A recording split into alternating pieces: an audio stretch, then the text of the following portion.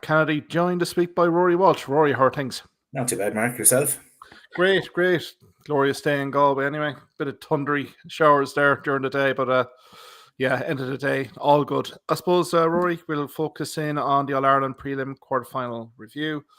We'll also look at the revamp. Plenty of people have been talking about it, so I might get your thoughts there, Rory, in terms of how would you revamp the All-Ireland series. Quarterfinal preview, obviously. We have a doubleheader in the TUS Gaelic grounds. Limerick injury was, well, Declan Hannon being confirmed as an absentee for the All-Ireland Senior Hurling semi-final. And also, Rory, I know you have an interest in terms of the Camogie, the Senior Championship. Let's maybe have a roundup. I know a few games have been played in that championship. So I suppose, Rory, let's cut to the chase. The All-Ireland prelim quarter-final. We had Carlo and Offaly in the mix. I know last week when Kieran and myself were on, we'd kind of asked for maybe the two teams to be competitive, and I suppose Netwatch Cullen Park, it certainly was the case, but unfortunately for Offaly, the Thunder and Lightning wasn't the only thing that they had to contend with on that Saturday against Tipperary. Yeah, and we kind of we were having our own discussion about this prior to the games, and kind of figured that Carlo might be the one to give the closer performance as well. Don't think Dublin are in the same league as Tipperary, and then also as well, like Carlo are a more physical team than Offaly, and when it comes to being at home in a match like that, trying to ambush a team from the Leinster Championship, I think the physicality would be a big player in it. And look, up until 60 minutes, they were well in the game. Fell away badly in the last 10. Again, look, you probably the effort maybe to kind of hang in there, because there was a time where it stretched to 5 points, and Carlo kind of rallied again and got it back to 2, missed a chance to get it back to 1 point, and then Dublin went up and hit 2 or 3 quick points, and that was kind of the end of it from that point of view. But Carlo were really competitive. Big performances, from Chris Nolan, on free Marty Kavanagh as well. Paddy Boland, who had done fierce damage in the Joe McDonagh final, like he was winning ball, like he's a great paw as we saw in that game, but like you could just see the difference of opposition against Offaly in the Joe McDonagh final. He had that space to cause damage. He scored 1-4 that day. Against Dublin, he was winning ball, but he was just snuffed out immediately. Couldn't offload the ball, couldn't get his shot away. And it just shows, if ever you wanted to see the difference between, how difficult it is to get a score against in the Joe McDonagh Championship compared to against a Dublin or a Tipperary. I think that was evident in just the amount of ball he won, that he couldn't get a strike on. But look, positive from Carlo. But at the same time, then you had the opposite in Tullamore, where Offaly were, from after 5 minutes, like this game was dead and buried after 5 minutes. And it probably is more of an indicator of the real gulf, I think, between the Joe McDonagh and the top tier of counties. And it's strange, like this gulf seems to be growing. And it's something we'll have to get on to in a bit. Saying that, Offaly scored 318, which actually showed, showed good heart in the team, that they didn't like completely fall away. Like 318 is a huge score. And in fact, before the game, if you were told that Offaly would score 318, you think, they'd be right in there. But like conceding 738, it's probably one of the biggest championship scores ever put up. So look, it was kind of definitely a kind of a Jekyll and Hyde between, if you're looking at both counties, as to the current format, is it worthwhile from an Offaly point of view. And Johnny Kelly himself came out afterwards and said he doesn't think that the current championship, the way it is, he thinks it needs a refix, and they benefited from going from Joe McDonagh straight into an All-Ireland preliminary quarter-final. Look, hard to gauge where Tip are after it, to be honest. Dublin probably got more of a game going into the quarter-final in terms of getting players up to championship pace, because like Tipperary had the freedom of the park, their forwards, and that, as Claire found out in Ennis as well, if you give the Tip forwards any space at all, their striking is so clinical, ball to hand, that they will eventually end up with a guy able to stand, look and strike, to put the ball over the bar under no pressure, because they're so clever at picking out the loose player. So yeah, look, overall, it was disappointing for Offaly. I thought they're going to be closer than I thought they were going to win handy, but I didn't think it was going to be, as fast a victory as it was. And Carlo as well, like they were right in there. Had they got a goal at that stage, when they got it back to a point or two, who knows? Because Dublin were rattled. But in fairness to Dublin, they finished the game out strong. And I think the last 10 minutes from Dublin will give them a real kind of a bit of a jolt of confidence going down playing Clare. And because remember, against Galway, their last 10 minutes up in Croke Park in their previous game, they completely fell asunder. And so to finish the game so strong, I'm sure that was what was spoken about by Donoghue since that game. And look, they have, I suppose, with Sutcliffe, Boland, and of course Donald Burke in there, they do have players that can, really put scores up in the scoreboard. So Clare would have to be wary. In fairness, Carlo did shackle them as well fairly well. So yeah, look, going into it, look, we knew that it was going to be Dublin Tipperary. That's how it transpired, and I don't think that should be the case at this stage of championship, that you can just like easily pick the two teams going through. The bookies Indeed. odds said it all too, So Yeah. Like look, I went to Tullamore, dodged the Thunder and Lightning in the second half, but I mean, to be perfectly fair, the golfing class there, Rory, from the first 10 minutes. Now, I think Tipperary probably with Liam Cahill and Michael Bevan's feedback and roaring before the game really did start incredibly well. Mark Keogh's goal, they were 1-7 to no score up before Offaly registered the score. 3-18 from turnover ball as well. And when you consider the likes of Jason Ford, Jake Morris chipped in with 2-18 combined. Yeah, I mean, it was just unfortunately for Offaly, I think the season really caught up with them. I don't think they're as bad a side as that. And speaking to a few locals there, they were a little bit stunned and surprised, but there was a few injuries to contend with, particularly Clancy with a rib injury during it. I know Nally basically had a fractured hand. Owen Cattle tears the hamstring, unfortunately, during the game. And they've had multiple ACLs here as well. So the squad depth here, the scheduling of 7 games, 7 weeks, and Joe McDonough, I think that all conspired. And I think a very motivated Tipperary team who've had a 3-week break. I think it just stars aligned, unfortunately, for Offaly. But I suppose, look, Carlo, 9 points from play during the 70 minutes kind of told its whole story. I thought Dublin's backline was absolutely superb on the day, like Marty Kavanagh, Boland, as you say. Nolan did chip in with a few scores, and Nolan as well. But I mean, to be fair to Dublin, vastly improved performance second half. Thought the run game destroyed Carlo, particularly in that final quarter. And we'd kind of highlighted that Carlo didn't really have a bench to call on in Joe McDonough Cup final when it was required. Didn't have anything. I think Mark Rogan from Dublin, though, was probably the talking point, I think, because he's a guy that I didn't really know much about. But I thought his movement for the goal at 40 minutes really was a key turning point. Keane O'Sullivan as well really did turn the screw as well. But look, in fairness to Carlo, all we expect him to do is give him a rattle. And so it proved. So I think from that perspective, at least in that watch, Cullen Park was competitive. Obviously, Offaly, Johnny Kelly has basically had his say. But I suppose here, Rory, heading into the off-season, let's say you're part of a GA committee that's reviewing the championship format here. How would you revamp the championship here to allow, and I kind of said it in my post on Facebook, you have teams in Joe McDonough now caught in no man's land. They're striving to get into Liam McCarthy, but they don't have the opportunity to play the top teams. I suppose, how would you revamp things? Yeah, well, I don't think, to be honest, that the runner-up in the Joe McDonough should get into the All-Ireland series. If you're going to have an incentive of Joe McDonough team being in the championship, and I'd say the reason when it first happened was to encourage teams that had a place in Leinster to step down, like your Laois and Offaly, teams that were traditionally in the Leinster Championship, that you had to have that incentive of, well, if you win, if you get to the Joe McDonough final, you're going to still have a rattle, at one of the bigger counties. So I presume that's why in the original thinking why the two Joe McDonough teams were there. I think having won the winning team, I think it's enough of an incentive. Yeah. I don't know if you lose, Joe McDonough should be brought in. So then the question is which team plays them. So and it was a suggestion I've seen once or twice, and one of our own guy had during the week as well, was to bring in the National League winners, because one of the other biggest disappointments this year was the National League this year was the worst I can ever remember in terms of commitment of teams. Like, I can hand on heart say the only game that felt any bit with a bit of bite in it was the Waterford Tipperary match. That had a bit of championship bite. Every other game was just a stroll out, like, and so like it's. I know it's the fact it's kind of earlier in the year and because of the split season, but to give an incentive, if you're the National League champions, if they don't qualify from their province, then that they play the Joe McDonough champions. If they do qualify, then maybe the 4 team in that province, something like you might see in England sometimes for the Champions League places. If a team wins an FA Cup, that it goes down to the next team. It's something to think about. But first of all, I do think there has to be an incentive to win the league and bring that in with the championship, that the league champions, if they finish 4th or 5th in their group, that they would then play the Joe McDonagh champions in a preliminary quarter final. That's one solution anyway. Yeah.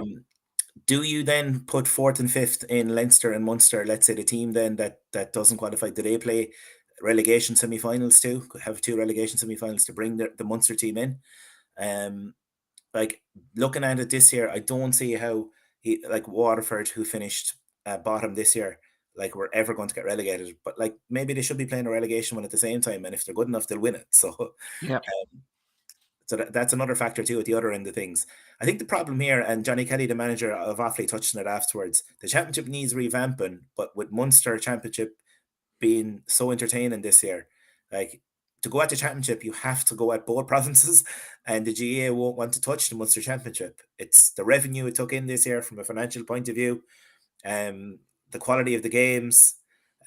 So why would you go at something that's so successful? And the reason they would have to go at it is because the Leinster Championship at the moment, we said from the very start, Galway Kilkenny Leinster final. That's how it transpired. It's become too predictable. And there are teams like some people made a good argument that would Waterford or Cork this year, had they been in Leinster, have qualified as top 3. And I would absolutely think if either of them were in the Leinster Championship, they would have qualified top 3. So it is a bit uneven.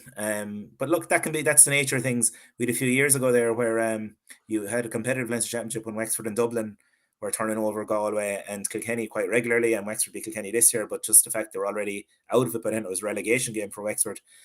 With 2 rounds to go, like Leinster was done and dusted more or less, whereas Munster went up to the last like seconds of injury time. So that's the dilemma for the GAA. If they want to revamp the whole thing, they're going to have to go at the provincial championships, and they won't want to touch the Munster Championship. So how you reject they're limited then on what they can do. So you're looking at, I think, one team from Joe McDonagh and maybe bring in your National League champion somehow into it. It would improve the league. Any team that gets to the semi-final of the league, whether by accident or not, will then really want to go out and win that league, just to be guaranteed that they're still in the championship. Yeah, I'd agree with you there. Definitely, I think the relegation should be a part of it. I think the days of Leinster, the bottom team, going down, I think that needs to be rectified. As you say, if you're good enough, you'll stay up. So I think from that perspective, there should definitely be some sort of relegation playoff between the bottom 2 of each province to basically see who goes down. I mean, there has to be a focus. Unfortunately for Waterford, this is the second year here that they're down the bottom of the table. I think there needs to be a focusing on mines, and that would be quite clear in terms of a relegation dogfight to stay up. So I think from that perspective, it's fine. But I'm even thinking in terms of Joe McDonagh teams here, just in terms of the preseason, the league. Does the league even have to be looked at here? You kind of have 1A, 1B, and 2A. Could you just amalgamate them all and basically divide into maybe different pools where you have home and away, and maybe you could split into 4 groups, top 2 go into a quarter final, bottom of each 4 groups get into a relegation playoff of some sort to maybe give. I'm just thinking of Carlow next year as well, Rory, because they're getting into Joe McDonagh Cup. They're now going to be playing 2A hurling. Again, we're kind of seeing now that there is a significant gap here. So I'm just wondering here in terms of the league organisers, can we experiment? Can we try out things even for a year, 2 year here? Johnny Kelly's basically said loud and clear, they need more exposure to the bigger counties. Yes, there will be considerable losses, but they need to learn. They need to get to grips with the standard here. And I think the Joe McDonagh is a great competition. I would leave that as is. But I think definitely in the league, I think the competitive standards would definitely be elevated here to a certain degree. If you had maybe kind of a combination of the high caliber teams with some of the teams in Joe McDonagh sprinkled in, and even if you kind of based it on rankings or seeds of some sort, the way that's happening at the moment in the football. But yeah, I think it's a difficult one here for the GAA organisers, but they definitely have to do something because definitely with that Offaly performance, it really does kind of bring out everyone out there, unfortunately. And Mark, if you're a Joe McDonagh team next year in management and you're looking at the team that won it this year, Carlow, and you're saying, what was their blueprint? Like Carlow went into the league this year and there was games where they were beaten by Kildare by, was it nearly 20 points in one match? About 25 points in the first round. Yeah. They paid no attention to the league and ended up winning Joe McDonagh. So if that's your blueprint, then there's something wrong with the league. Yeah. So look, it does have to be touched on. Or does have to be fixed next year as well. And Johnny Kelly, I think, got it right too. Like, how can Offaly play Division 2 or for the league, then play Joe McDonagh, and then be expected to go out against Tipperary? And all of a sudden, a team that have not played at that standard in like over maybe 2 years and put in a big performance at home, it's just not right. So make the league more of an incentive in the league and include these teams.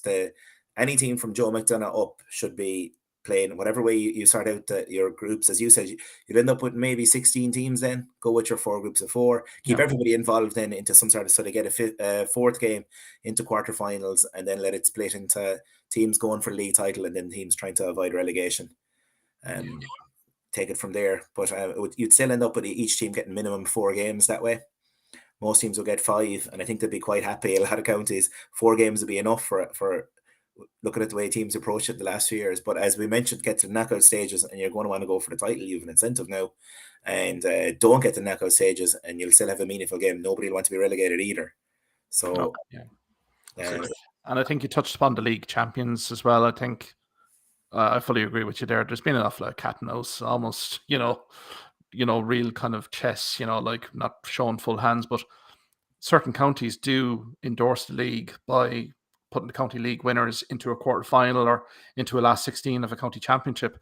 I think that incentive certainly would need to be looked at here as well, even if it's the runners up, even if you're going down to even a semi-final level, just even to kind of get the ladder like in the AFL, or even if you had round robin games here to kind of lead into your All-Ireland prelim, so be it. So I think the league needs a little bit of credence here, given the cat and mouse. Now, 2A was far different, but 1A, 1B, geez, we can count them probably in one hand and even less than 2 fingers, probably the real standout games during the league, really, to be perfectly honest here, Rory. But look, all for GA organisers. I think there's plenty of hurling minds out there, and I would hope that the GA president, the GA commission or competitions committee really do have a look at the hurling calendar, because even the Joe McDonagh Cup, 7 games in 7 weeks.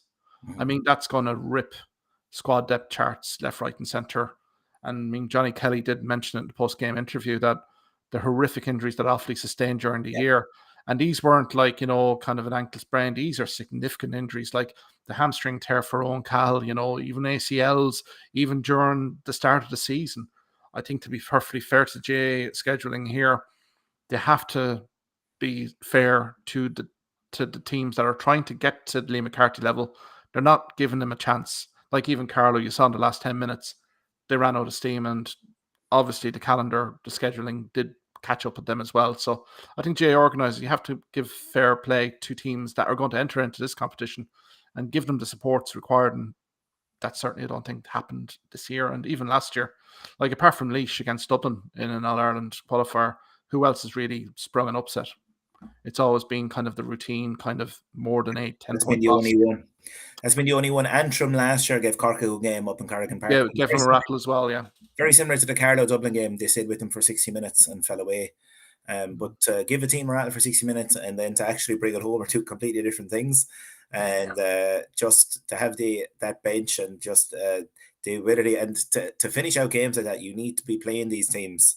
You need to figure out ways of staying with them in the last 10 minutes. And by not getting a chance to play them until maybe 12 months' time again, it's just the league is a perfect opportunity to do that. I think, but like putting them up, as you said, Joe McDonagh is a great competition to kind of promote these teams already into a championship. When they're not there yet, either you're going to end up with like cricket score games if it isn't done correctly.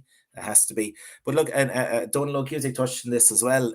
The GAA really need to invest in these counties that aren't far off. Like Antrim probably still need that, like with the population, and Belfast and like Antrim really have the population resources at hand with the Casement Park coming and everything like that to make the next step. But again, they need GAA's help here. They need a huge effort in terms of getting coaching in their secondary schools, for example. Like I can't remember any Ulster team really being competitive at all in the in the Crow Cup, and like that's something they have to look at as well, because as we know, secondary school successes we saw with Tulla and Clare underage, like it links hand in hand. Ard School Reach in Limerick, schools as well. Thurles CBS, De La Salle a few years ago at Waterford, being successful, and suddenly Waterford were winning All Ireland under 21 a couple of years later. Look, it's something that they have to target as well. And Dunlog is right. Like there are counties that will just need like a huge, and it has to be done over a period of years where huge investment is put in there to get hurling up. Some of these counties as well, like let's say they're split dual counties, and this is probably a snobbish hurling point of view, but they're never going to be successful in football. Like they're not like they're closer in hurling and they don't realize it. Yeah. They're up against, like we were talking about, some Leinster counties like Dublin and like Kildare are getting stronger all the time. Underage football, Meath have been on a period where they've been a sleeping giant for a few years. Like so, I just getting harder and harder. Whereas in hurling, like there isn't that many counties for them, and they're not that far down the pecking order at all whatsoever. It'll just take real effort and investment. Like we've seen it with Offaly underage already. How in a few years you can start competing against these counties again and winning, Leinster titles underage, getting to All Ireland finals. Clare showed how quickly it can turn around as well. Even though in the last 2 years, Clare had more of attrition in some of these things, but Clare were in the doldrums underage and winning that Ireland minor this year and being the Munster under 20 final. So it can happen really quickly with the right structures in place. Yeah, no, completely agree with you there. Look, I think there needs to be a significant retrospective in terms of the season as a whole here. I think it's no good just to say continue with the norms here. We've announced 1A, 1B. I think there's always time to change, and particularly the start of the year, just to basically change it up. And you'd hope, as I said here earlier on in this podcast, that we can literally have some good hurling minds like Donald Logue or Jackie Tyrrell or guys of that stature to come in and make proposals here, and let's kind of experiment. Let's try them out here and see how to get more counties involved here. That's the whole key. I'm just thinking in terms of the Joe McDonagh Cup. If there's no structures in place here, Rory, the unfortunate thing is that these counties will lose interest fairly quickly. The goodwill, the hurling community, and in terms of football being, as you say, 50-50, if there's a little bit of success in the football, that the hurling takes the back seat. So I think it's imperative for the GA and Croke Park really to kind of really focus minds here. For sure. But look, for Tipperary, on to play Galway in the TUS Gaelic grounds. Dublin facing Clare. This is going to be an absolutely sensational Saturday in the TUS Gaelic grounds this weekend here, Rory. I suppose we can start probably with the first game, which is Clare-Dublin. I suppose Clare coming off that 1 point loss to Limerick. I mean, an awful lot of positives there. They've had the 2 week to regroup against Dublin, who I think the second half performance from Micheál O'Donoghue, I think probably was satisfying and pleasing. They got a good enough test against Carlow. So, I mean, from a Clare perspective here, Rory, what are the vibes coming out of the county after the Munster final, and what are you expecting on Saturday night? Yeah, I suppose looking back, comparing this to last year's Munster final, last year Clare lost the game by 3 points after extra time, and we're kind of getting all these kudos and lots of praise, and as a player that probably hurt you a bit that like you lost the game, like moral victories that are worth nothing, and in the end, this year. Lost by a point, and it's like there's the opposite. They're not getting the same, the same love from people. It's it was a game that was there for the taking, and probably should have crossed the line with the chances they had. The only thing I'd say is like they've lost the game, and you can easily identify the areas that need to be worked on. Sometimes you lose a match and you're going, God, because small little things might have cost you, but in this, like, it was easy to identify, like the shot selection, especially a bit of panic in the last 10 minutes when they need to get scores on the board as well. Also, like getting the matchups wrong from a management point of view. As you went through last week on the podcast as well, like getting matchups wrong as well was another issue. And look, that's just something that you can clearly see how to improve from 1 week to another. If they can getting that improvement is another thing. But I'd sooner be that way in a management that it's easily to identify what needs to be fixed rather than trying to figure out what went wrong. It is a harder situation. So in both Clare's defeats so far, in the Tipperary game, it was the same thing. You could easily identify what needed to be fixed. And in fairness, they said about that over the rest of the round robin, like they definitely were improving match and match. What probably struck me a bit about the Munster final was Limerick weren't at their best, and Clare weren't at their best either. Clare hadn't performed, I thought, as well as they had in some of the other games, and it was still there to be won. at the very end and didn't get over the line. But from like Dublin going to be dangerous. Like you have 3 scores there. You have Keane Boland can with his pace can cause huge problems. Donald Burke, as we know, a phenomenal scorer. And Danny Sutcliffe as well can be, one of these mercurial players, can be brilliant, at times.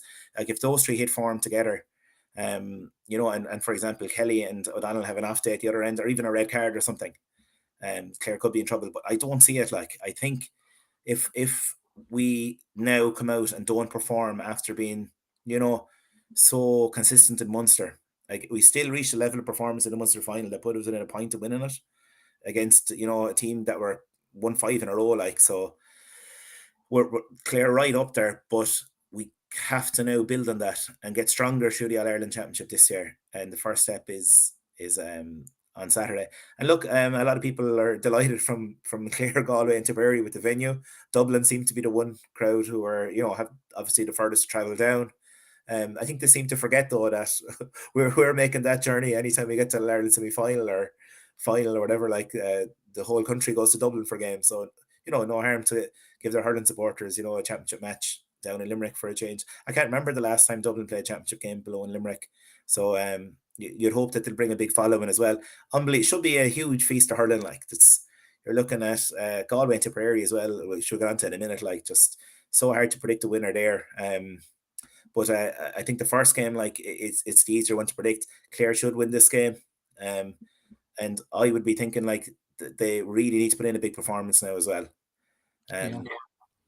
It's kind of needed. It's needed. They need to show this year like that what happened last year, won't happen again. That they've learned from it and that they're building on it. The only thing from Clare point of view as well is I know David Reedy was back playing with a rogue last week, so. They didn't pick up any major injuries against Limerick. There wasn't extra time, so they've had 2 weeks to regroup. They've had that extra week to maybe look at Dublin now and go back through their Leinster games, identify areas of strengths and weaknesses. Like you're looking, even that you learn so much from watching the Galway game as to their threats from the first half, and where Galway really got at him in the second half as well. And I'd still think as well that if Clare in a situation like against Wexford last year, where it comes down to the last few minutes, I just think from what we've seen from Dublin so far, like their bench will be nowhere near as strong as Clare's. So Clare need to keep calm if they're in a situation where they're facing Dublin are right in there with a few minutes to go. You'd think that we should finish the stronger as well, and even having that extra week off because Dublin, got a tough game down in Carlow last week, should make a big difference as well. Yeah, sure, absolutely, Roy. I suppose looking at injury news here, almost having Kieran Collins did kind of feel an awful lot of sympathy for Keane Nolan in terms of that full-back slot for Clare. What's the situation with Conor Cleary at the moment, Rory? Do you feel that he'll make it? And if he doesn't, who's going to be the option to fill in for Cleary if he's not fit?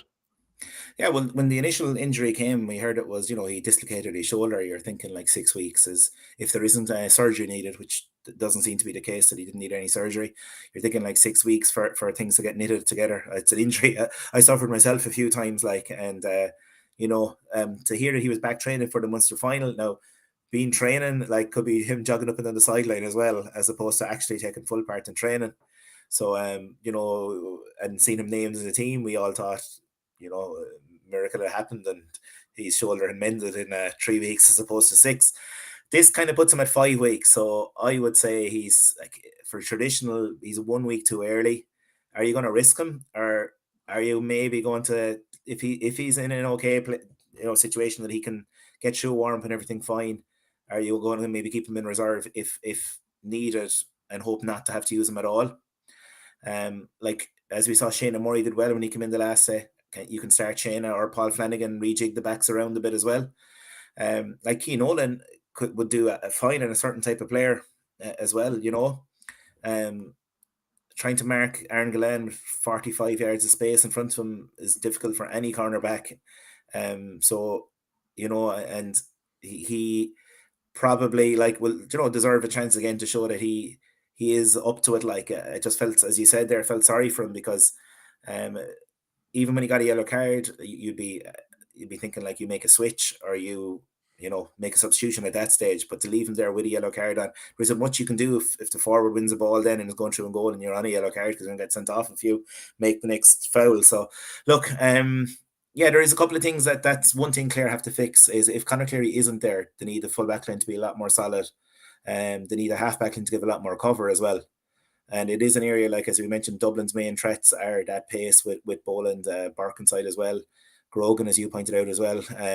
So look, they have like it's definitely they can definitely cause Clare huge problems, but I think Clare need to be thinking of what setting up themselves properly and improve from there. So I'd be surprised if Conor Cleary starts, but he might make the match day squad all right and be kept in reserve if really needed. Yeah. No, I think to be fair to Dublin, an awful lot of things have to go right for him on the day. I think with Clare, now the 2 week break, we've seen with the 3 week break how Tipperary got invigorated, energised last weekend. I know it was against Offaly, but I thought their level of performance and their intensity was through the roof. I can see the same here for Clare, particularly. Now for Dublin, I think it's going to be the middle third where they're going to have to really dictate play here. Burke at half back seems to be a focal point in terms of those short puckouts. I would say in terms of Sutcliffe, like a Crummy here. Donald Burke, obviously, on the freeze is unairing. We've talked about him at length, haven't we, during this podcast series? You know, he is probably one of the de facto all-stars right now if we kind of stop the season right now. But I think in terms of that middle third, I think Clare should hold aces here. I think Colin Malone had an outstanding Munster final. If he continues that kind of vein of form, you look at Shane O'Donnell as well against Owen O'Connell here as well. I think from that perspective, the movement of this Clare forward line is going to be quite significant.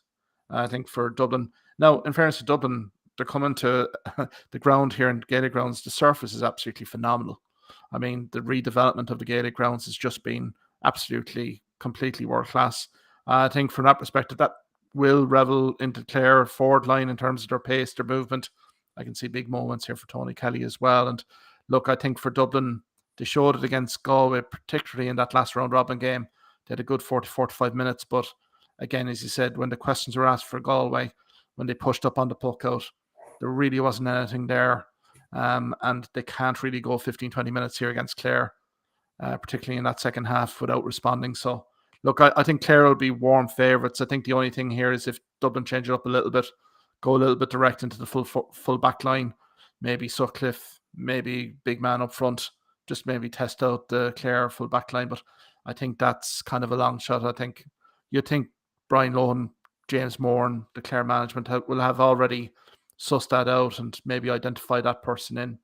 Look, I think we talked last week, Rory, about David McInerney being potentially that kind of take one for the team, go back to the full back, and just basically after that, then hopefully Conor Cleary's back for an All Ireland semi final.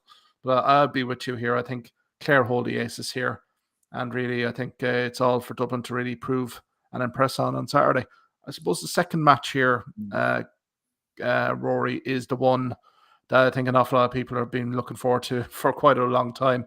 A resurgent Tipperary against a Galway team that had the Leinster title, Bob O'Keefe, there until Killian Buckley thought otherwise with that last minute goal in the Leinster Hurling final.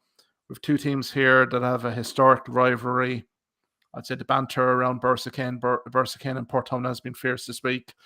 I think this has fireworks written all over it here. I think Galway, the motivation here to beat Tipperary, I have no problem in saying that Galway will be well up for this game. How do you feel this game will go on 8:15 on Yeah, Saturday night? yeah. So comparing it to the first game where you've Dublin kind of coming down with a free hit, let's say, not expected to win, and this is completely different. Like these are both teams that will be expecting to win, will be full of confidence in their own way. Going back to Galway, I think what we saw from Galway in the first 10 minutes of the Leinster final, and also that period in the second half where they came from a 6-7 point deficit to lead by 2, that was some of the best hurling, if not the best hurling we've seen in the championship. Yeah. But they have these lulls. After that first 10 minutes, they went in a huge lull where Kilkenny just ate them for the next 10. So Galway have to find a balance here where they're, where they can't afford this spells and games where they just switch off completely. We saw against Dublin as well in the first half where it was just dire stuff. Now, a lot of that I thought against Dublin was maybe a small bit of, I don't want to say arrogance, but kind of overconfidence where they're, like we saw TJ Brennan playing the ball back across his own goal and to be cut out, like stuff like that you wouldn't imagine they'd dare do against Kilkenny. So they learned a lesson that day. I don't know. I have a feeling here that Galway are going to win this game. I'm going to say this again with Tipperary. I'm not fully sold on them yet. Resurgent, yes. Much improved from last year, yes. But they had one win in the Munster Championship up in Ennis, um, where Clare gave him 2 or 3 goals at the start of the game. Now, Tip hurled really well that day as well. And as I mentioned, their crispness and everything, like they managed the lead really well. Um, then after that, like the Waterford performance is a big worry for me because they threw away a Munster final place there with a no show against Waterford. Home game, a big Tip crowd there in Thurles, and to perform like that, it gives big question marks. Are God a better team than Waterford? I think so.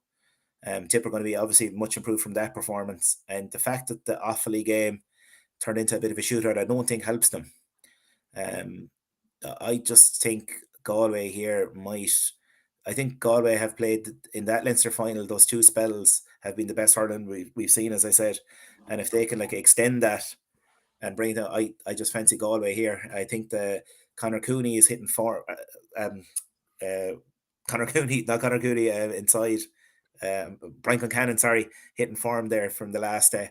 They're starting to, a lot of their bigger players are coming into it, starting to hit form the right time after being, having a on and off during the Leinster Championship. Conor Whelan was excellent the last day, and I don't know, like Tip are going to have to really come up with a plan for Conor Whelan, and I don't know. I'm just looking through the Tip backline, thinking who would you put in them, and I'm sure like Liam Cahill and Michael Beavens know this best, but putting the correct man on him and stopping him are 2 different things. And when he's in this form, he's close to unstoppable.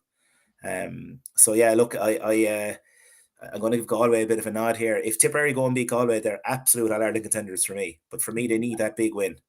They need that big win to show that they're right up there as contenders. And this would be it if it happens for them. But what a game to look forward to! Like, I'm just hoping that Clare do the business so I can enjoy the second match. Oh Yes. well, sure. Look, hopefully, I think from a Clare perspective, it should be. But I think going back to Galway and Tipperary, there are question marks on both sides. I would say, even from a Galway perspective, that middle third, as you said, likes of Blanchfield and Kilkenny halfback, really did have a great game. When you considered the Kilkenny injuries that happened in the lead up to that game, I think it was rather key that there was a bit of a lull here. Again, Dahi Burke at halfback was being pulled out of position here, maybe isolating Gerard McInerney a little bit too much. But as you say, those cameos give Galway a bit of optimism. And I think if you run at this Tipperary backline, good things will happen. And I think the way that they actually ran through Kilkenny at times should be a bit of a confidence boost here for Galway for sure. Like I said, Kevin Cooney as well has really come into his own the last few days. Games here with a few good points. Conor Whelan, timely intervention, Leinster hurling final. I mean, it's probably going to be Breen, the fullback here. Barry Heffernan's not in the panel from what I can gather. So, I mean, fullback options. Brian O'Mara was tried. Desi Hutchinson kind of gave him the run around in the last round robin game. So, I think Craig Morgan comes back in a corner back, but then had a hamstring cramp. So, I mean, from that perspective, I think there is question marks. Brian Concannon's a great foil for Conor Whelan inside. I think for Tipperary's wise, I think it's going to be the movement of the forward line, particularly. Can they basically expose the likes of Dahi Burke and Gerard McInerney here? Because if they can, I think they've shown repeatedly here, you give them the space, particularly when Clare did in the first game in the round robin, Offaly to their cost last weekend. There's no better team in the country than Tipperary to rack up scores. I mean, Liam Cahill has basically challenged his side to score 30 points now for the rest of the season. I think for Galway, that is going to be the target here, really, to try to nullify. And to be perfectly honest, I think Galway have stabilised Jack Grealish from Gort in a cornerback. I think that's a given here. I would say now, in terms of that half-back line of Galway and Joseph Cooney as well, really protecting that full-back line at given stages. So, look, I think it's going to be a phenomenal setup. Again, going to be very hard one to call here. I think the Galway mindset, if this was anyone else, I think they may have come in with a bit of an indifferent attitude. The fact that they're going to see blue and gold across from them to US Gaelic grounds will inspire them no end. There's an awful lot of hype here in Galway in terms of this game and the response. I think there is a performance here. I generally do from Galway, but equally, I think Tipperary have to back up, as you say. key marquee win here, and against a Limerick side that are going to know full well in terms of round robin what was Tipperary was capable of. I think I'm just going to hedge it here to Galway. I think just purely because being battle hard. I think the Offaly game, no disrespect to Offaly, is going to do no favours. But the fact that Offaly did score 318 here would indicate to me still fundamental problems in this backline. And particularly Dan McCormack getting sin binned right at the end, I think really did kind of indicate to me here, is there a problem here, particularly in the wing back positions for Tipperary? I'm thinking of Kevin Cooney here. I'm thinking of Joseph Cooney with runs from deep here. Because when Galway did impose their will against Kilkenny, it was that run game. And I think Henry Shefflin will be imploring that in Galway to really start attacking. Tom Monaghan, attack from deep. So I think from that perspective, I think I will go for Galway, but I think it's going to be an absolute classic here. And, I think Limerick beware whoever comes out of it. I mean, if Galway come into it, they have no fear of Limerick, given the recent historical history. And Tipperary against Limerick, their local derby game. So look, you can throw out the form window. That's it. Yeah, I think the confidence of whatever team wins this, because this is a huge game going into a semi-final, and again, there's a 2-week break. It's not. It gives you a chance to recover as well. But bringing that confidence in, from winning this game, this is a huge game, for both counties. Look, they're up. They're both All Ireland contenders. Like we can't say Tip did go toe to toe with Limerick. It's just a fact. And over the last 2 championships, they've won one win on the board. Now, saying that, they were competitive in every game in Munster apart from the Waterford match. But look, from a Galway point of view, Noel McGrath has been the engine of this Tipperary team this year. He's been sensational midfield. And when he gets on ball, his delivery is so good. Galway have to, if they can shut down Noel McGrath and shut off a lot of his delivery, it saves a lot of the problems inside with Morris and Callan and Ford, so that's something I'm sure that Henry Shefflin will be trying to make a war zone of that middle third and win that battle. And then, as you said, running at them seems to be a strength. Jason Flynn for me is an enigma, because I like Jason Flynn, and I think we had that famous game a few years ago against Waterford where they were being annihilated. Jason Flynn came on and turned the whole thing. And I just don't think he gets a fair go with Galway. Even when he came on the last day, I thought he brought a bit of life to them again, to the forward line. I think he's hard done by in Galway, and I think surely he deserves a start at this stage. For me, there's been a certain couple of players in Galway that seem to start all the time, regardless of how well they're going, based on maybe previous performances where they shot the lights out 4 or 5 years ago. I just think that Shefflin needs to kind of like pick guys that are going well rather than reputations, and I think that's starting to maybe happen now. Cathal Mannion, as we know, hasn't hit the heights of last year or the year before yet, but that can happen. Galway have match winners. You look at Mannion, Monaghan, as we mentioned there, Flynn inside, Cooney as well. He's been very good to win his own ball as well. Joseph Cooney, and also who really stood up when they were in trouble. Look, Galway have scores all over the pitch. As you said, the worry is their backline at the minute. Shipped a massive score in the first half against Dublin, dragged all over the place. Same against Kilkenny at times. And I know halfbacks want to get forward, but I think the Galway half-back line have this, they need to be held back almost. They have this urge to kind of get forward too much and leave huge space in when things get turned over. It's just something that, on paper, you're looking there and you're seeing, Burke, the two Burke, Dahi Burke, Fintan Burke there, and you had Mannion. And you're saying, geez, you're saying on paper, what a half-back line here. And then you've Joseph Cooney to slap back in half-back as well when things are, and you're saying that, but they haven't really, I didn't see them dominating there against Kilkenny. So it's just something that they need to, they have to dominate that puck out if Tipperary are going along the next day, and it'll give Galway a platform, to attack from. But again, look, as we know, Tipperary can really hurt you, give them space. Limerick is a big pitch as well. Tipperary probably more used to it of late playing in Limerick than Galway have been, and it's such a hard one to call. Really looking forward to it, and it really is this is your knockout championship starting from the round robin that starts with this weekend, Clare Dublin. You're going to have by the end of Saturday, you could potentially have Clare out of the championship. Although we don't think that might happen. Are you going to have Galway or Tip out? Whoever wins that game, as we said, will straight away be promoted as All Ireland contenders. So. It just shows the importance of it, and can't wait for it, really. Yeah, no, it's getting real now, isn't it? Like there's no backdoor anymore. There's no next day out salvaging a round robin result to save your season. I think it's now do or die, and I think even from a Galway perspective, I'm thinking of, let's say conceivably, if Galway were to get knocked out by Tipperary now, this is a tough conversation between the Galway County Board and Henry Shefflin, year 2 of a year 3 programme.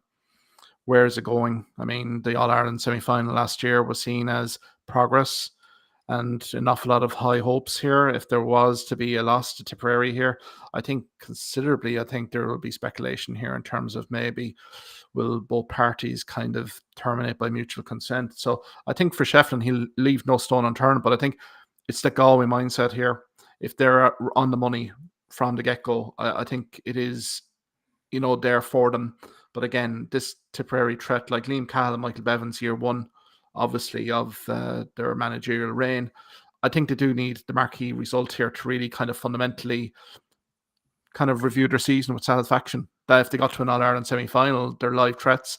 I think it's a free hit then against Limerick, because I think, all the pressure will be on Limerick to deliver a win in that All-Ireland semi-final. But I think that'll be a fantastic game. I think there'll be plenty of goals between these two, really, because the way the two half-back lines do like to express themselves, space will be opened up in front of the Galway full forward and Tipperary full forward line. And I think it is going to be a magnificent fixture, really. So, and again, the surface and the Gaelic ground is just phenomenal here. So I think for like Seguro Hegarty or McInerney or even Michael Breen here, I think it could be a busy evening here, because, I mean, the quality of ball that could be coming in to both these full back lines is going to be pretty testing, to say the least. Yeah, I just think like both teams' strengths are going forward with their attack. They've serious forwards. Like, if you were like to meet the random person street and ask like name 3 Galway players, name 3 tip players, are going to shoot 3 forwards at you, like, because like that's where the stars are. So yeah, I agree. It's going to be a real high scoring game, an absolute shootout, I'd say. But but at the same time, it will be that team that does get that edge defensively, that can close the space down.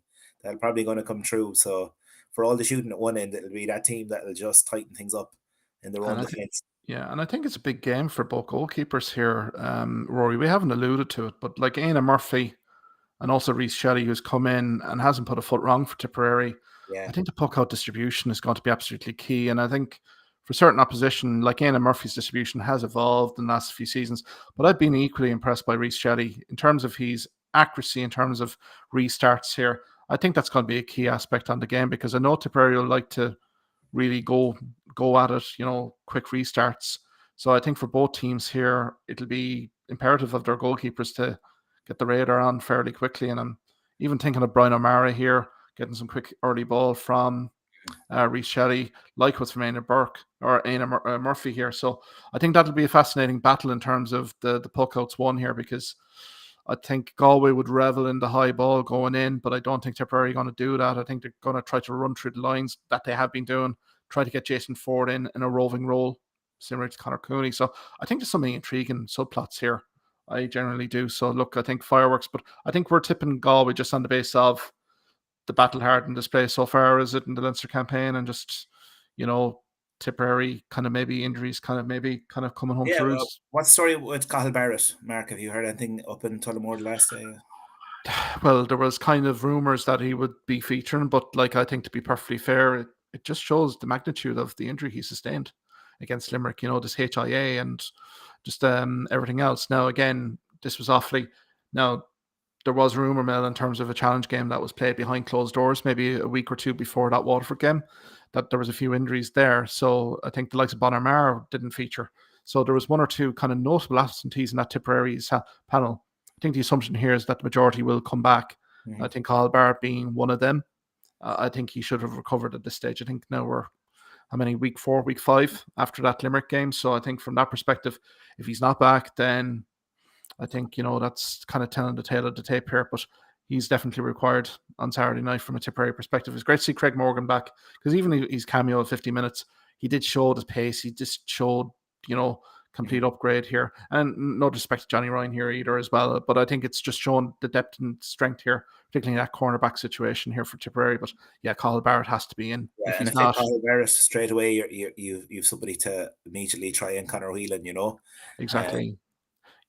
Just the type marking that he's done it before, he'll do it again. But I think all indications from Tullamore was that Tipperary fans were relatively confident that Cathal Barrett would be back for a quarter final, and I think maybe that's probably the line from Cahill and Bevins, even though I don't think it was mentioned in post game really, to be honest. But there was other injuries at play here as well that should have cleared up anyway. I think there was more precautionary, and I think given the thunder and torrential downpours in Tullamore on Saturday, I think it was probably better off for those Tipperary guys to just take that match off, to be perfectly honest. I suppose we're kind of leading into that quarter final, into the semi-final, and news this week here, Rory, in terms of Declan Hannon. Limerick have come out immediately. Declan Hannon unavailable for the All-Ireland hurling semi-final, a big blow again. I'm thinking in terms of Sean Finn, I'm thinking in terms of Cian Lynch, who's on the road to recovery here. But I suppose, Rory, another injury for Limerick to contend with going into an All-Ireland semi-final against a potential buoyant Galway or Tipperary in 3 weeks' time. I suppose, your thoughts there?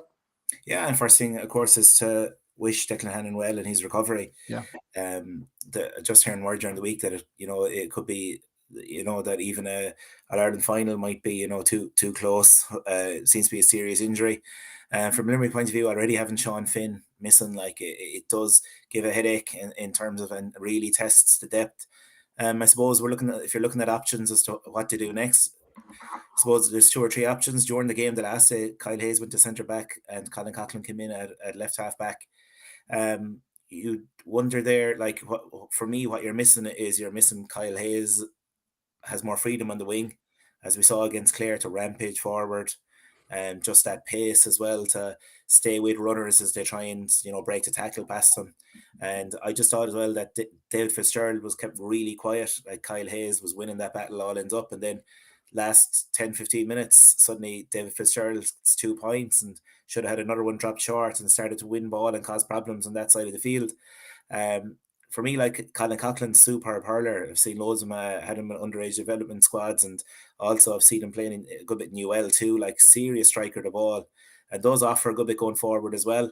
You're just wondering, like, is he a bit of experience to put in at 6 and leave Kyle at 7? That's maybe the question John Kiley is wondering, looking back, because you are losing Kyle Hayes as attacking agent in the wing. Another option, of course, is Richie English come in the full back line.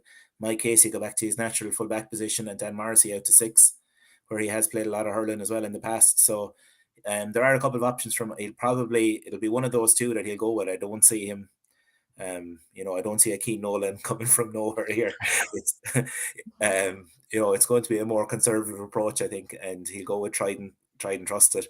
Again, another factor here as well, Mark, is who they'll be playing. And he might have different plans in terms of matchups as to whether you're playing Galway or whether you're playing Tipperary, based on what kind of defender you might need in that situation. So that'll be a factor too, I think. So look, it's a huge blow to Limerick. To lose, 2 of your 6 defenders, like, it really puts pressure. Like, and there's fairness, I thought the backs responded really well in the Munster final to Sean Finn's injury. Even the last 10 minutes, like, you're looking at 2 blockdowns and Kelly, just and a lot of it. I spoke about Clare's misses. A lot of those misses were because they were being put under pressure on the shot. They weren't given that chance, space to slide it over. So look, that was a huge part of it as well. And I don't know if the Limerick backs got the credit they deserved, for the nuisance they caused when they didn't win possession in the last 10 minutes the last day. So look, it is a big factor. Did it coincide with Clare kind of coming from 5 points down back to 1 at the end, that injury to Hannon?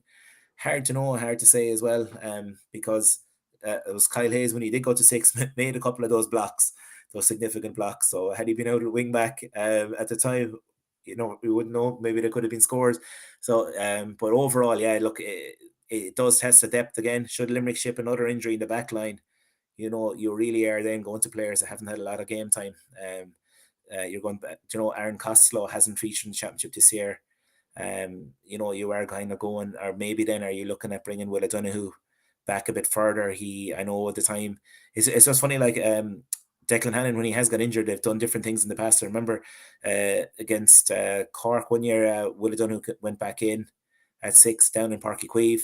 Then when Declan Hannon got injured against Kilkenny, Kyle Hayes went immediately in at 6 up in 2019. So they have done different things, but I'm sure it'll be a number of factors at play, and I think opposition will be one of them.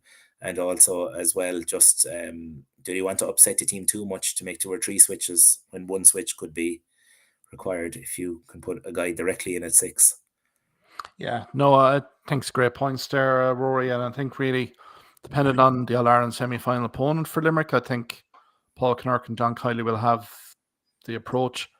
The other curveball I may throw out here, obviously Dan Morrissey at 6. He's such I think, a talisman for that Limerick back line. His versatility. He can go corner, wing back, full back. Jesus, he's full package in terms of that. I think that could be easy slot in if we needed Kyle Hayes to maraud up forward like he has been doing. But also Barry Nash, that could be the other kind of talking point. He is a playmaker. If we're going to orchestrate from the back, maybe Barry Nash is that guy. Now then you kind of have to identify someone to fill in that cornerback berth as well. So there is options. But again, as you say, 2 of the starting 6 backs here are now out for Limerick. So it will be opportunity knocks here for whoever comes through this quarterfinal between Galway and Kilkenny, certainly. But I think Limerick, it's next man in, isn't it? That's the mantra. So it will be tested. And, when I heard the press release, it's like, okay, at least that is being released now. There's no real speculation on Declan Hannon now. So I think the team can really knuckle down and focus on a performance here in 2 weeks' time. I said 3 weeks' time earlier on before the start of this kind of segment.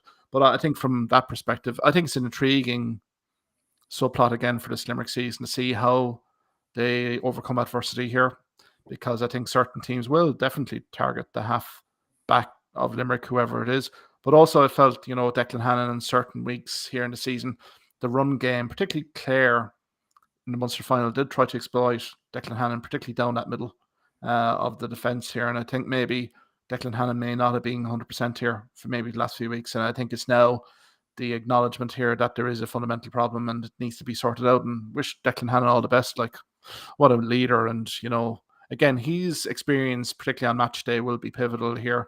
He will be part of the match day squad, obviously. But again, it's a huge blow for Limerick. It's no point in underestimating it here, for sure. But I think that'll be an intriguing talking point that we'll probably focus in on the next week or two, Rory, for sure. And I suppose finally, Rory, action-packed again tonight. The Camogie Championship is kind of well underway here. I suppose you have the third level colleges with the University of Limerick this year. So you've kind of a good interest in terms of how the championship is going. So maybe you can fill in the viewers here in terms of how the championship is faring, because I know there's been a few rounds of the round robin so far. And who's impressed you so far?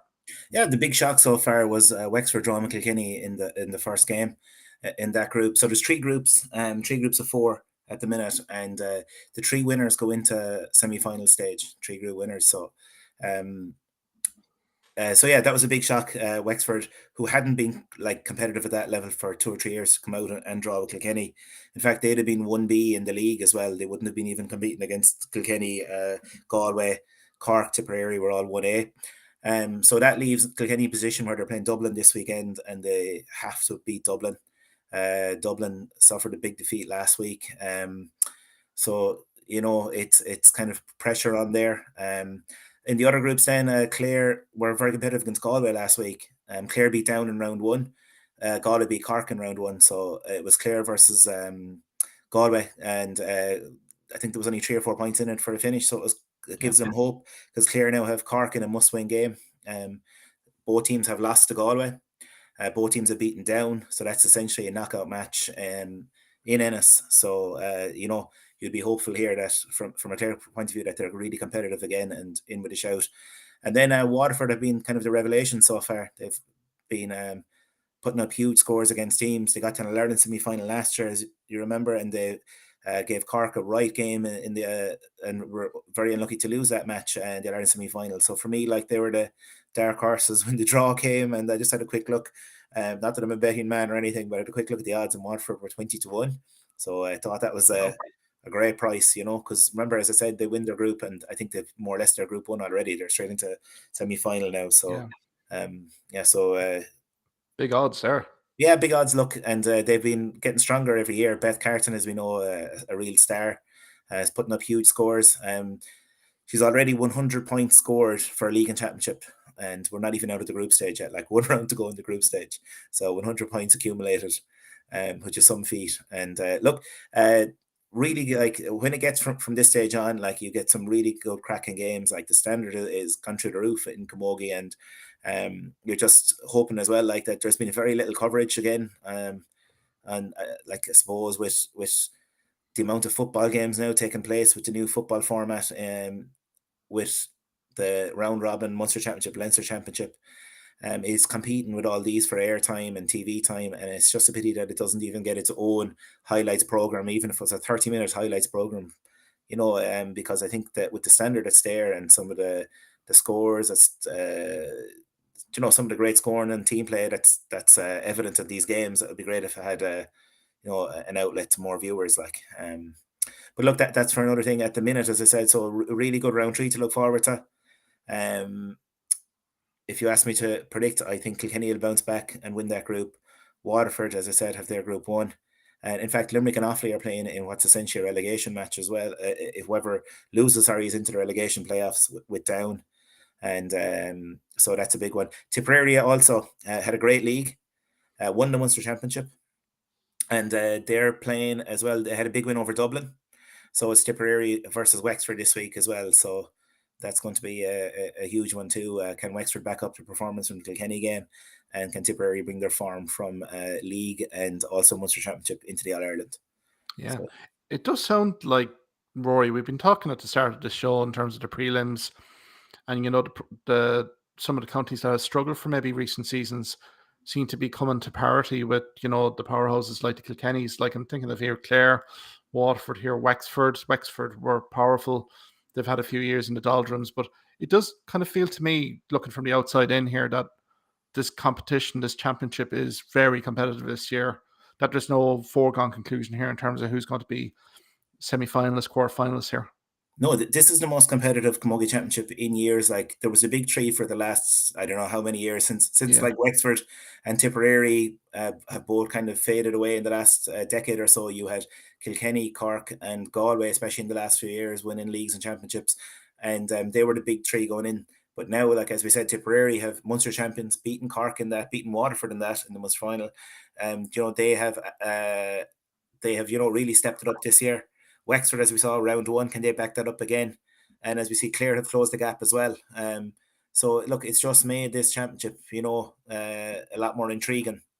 And it's not the kind of format you think where you're going to end up with the big 3, like fighting it out for the competition. Like that's not the case this year. So will there be, new champions for the first time in a long time? I think, there very well may be. And yeah, it'd be interesting if Clare beat Cork. Like that's a massive shock for Cork not to get out of the group, and home advantage and everything. You'd be hoping for a huge performance there from the Clare girls, and even Kilkenny as well are kind of in must-win territory as well. So there could be major storylines coming out of this Camogie Senior Championship. And I think you kind of alluded to these round robin. Maybe does the men's team tournament have to go the same way? Straight knockout in terms of Munster Senior Hurling Championship, Leinster Senior Hurling Championship, and then play a round robin, very similar to the football that you have in All-Ireland series based off round robin. So I don't know if hurling counterparts can maybe take a lesson or two off our Camogie, association here in terms of that. So, but yeah, look, it's all to look forward to here, and I suppose we'll continue to cover this here. I forgot to mention as well, Mark Antrim, who hadn't been in the Senior Championship for a few years. Antrim beat Limerick in round 1. So Antrim are right in there as well, and to try and qualify, which would be great news for Antrim.